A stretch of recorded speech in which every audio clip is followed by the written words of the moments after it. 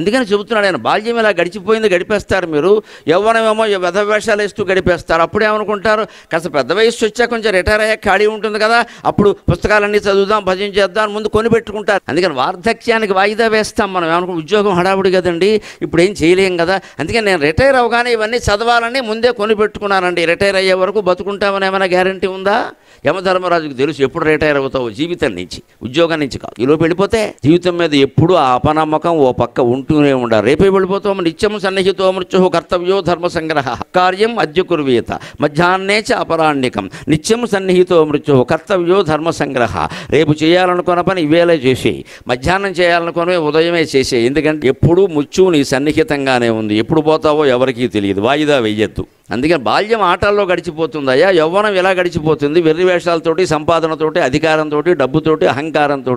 ఆ పైన వార్ధక్యం వచ్చాక ఏదో చేద్దాం అనుకుంటే అప్పటికి కళ్ళు సహకరించవు.